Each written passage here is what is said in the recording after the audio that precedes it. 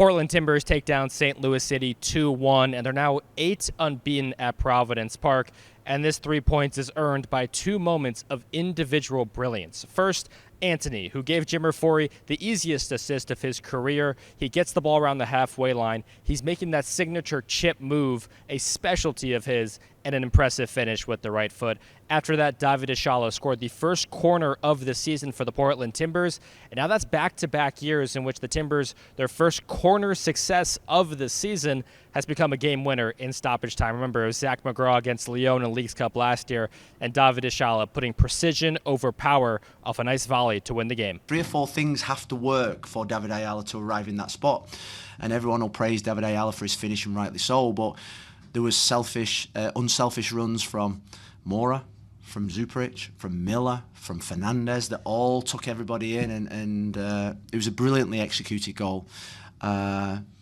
And really a goal worthy to win the game. And you look at the first goal from Antony, a goal worthy to win the game. Long before the goal itself, I thought David Ayala was the man of the match. There was moments in that first half where the Timbers were essentially getting away from playing out wide, and he reinforced that issue, spraying switch balls out left and out right. Almost put Antony on a platter for a brace late into the game as well, in which Antony just missed the near post, and then, of course, the goal itself. And this is a special opponent for David Ayala because it was just over 2 years ago in which he tore his ACL against St. Louis, and now, 2 seasons later, he's amongst maybe the best midfielder in MLS. No, muy feliz, muy feliz. Sí, siempre que jugamos con San Luis, es como que ese recuerdo de aquel día se me pasa por la cabeza, entonces trato de quitármelo de la cabeza porque seguramente me afectaría un poco, así que... Pero sí, es un partido diferente para mí y que hayamos ganado hoy me pone muy feliz. Yeah, I'm very happy. You know, whenever we play St. Louis, I do get some flashbacks. I try and forget about it because if I think about it, I think it would affect me. But at the end of the day, it's a different game, and at the end of the day, I'm happy for this result. It's now been 3 consecutive games in which the Portland Timbers have conceded first at Providence Park. There was parts of the game where I thought we were lucky. First half was unacceptable. But after the drinks break, we gained some control. We stuck to our game plan, and then we started to play the way that we needed to play. We knew that they were going to be difficult. We knew that, you know, they had a really good system, good players, but we also knew that we were fitter. But in the last 2, it's been the first 2 times this season they've been able to earn all 3 points after conceding first. Of course, Phil Neville and his side do not want to make this a trend, but for the long-term health, getting the type of experience where you go down early could be a good thing in the long run. We won the game. I think the last 2 games have shown another side to us that is really important in the long run, is that the ability to come back from being a goal down, suffer some adversity, respond to the adversity. And I've got to say, I think scoring a late goal is for me is better than winning the game 3-0 because it sends everybody, it sends a real strong message to everybody.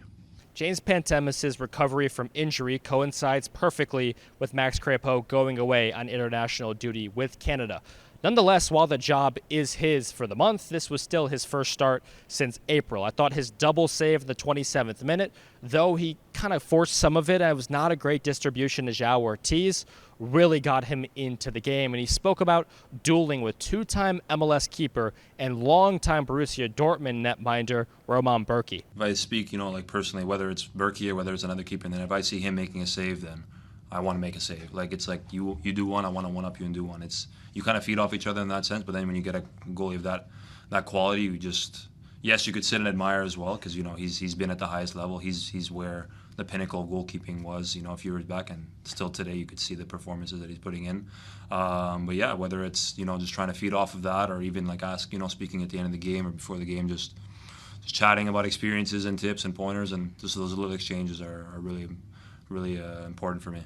As the final whistle went, it officially marked the halfway point in the 2025 season.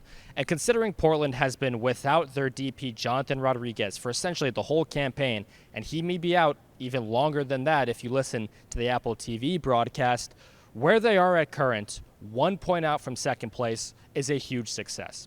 I cannot speak on who the Portland Timbers will sign in the July transfer window when it opens in about a month and a half, but I know the Timbers are interested in signing players. Not a lot of teams around MLS have flexibility to make moves this summer, but the Timbers may be one of them, depending on Jonathan Rodriguez's status and some other things around the roster. If you could potentially make one of the U22 signings a TAM deal, and I'm looking more at David Ayala or Santi Moreno, that could open up another DP slot for a full DP or a U22 signing. Be sure to listen to the Timber Review. We'll talk all about this on Tuesday's episode. But for this one, Portland 2, St. Louis 1, and up next, San Jose, who have had Portland's number this year, handed them the heaviest road loss of the campaign, 4-1 defeat in which they were down 3-0 very quickly in that game.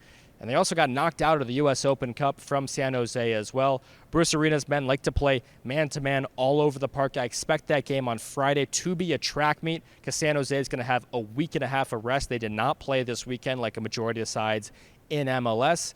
But also history is on the Portland Timbers side. San Jose, on this pitch just to my right, your left, have never won since Portland entered the league in 2011. That'll do it for the post-game report. Be sure to listen to the Timber Review, talk about this game and a lot more. And I'll talk to you again midweek for the Media Roundup.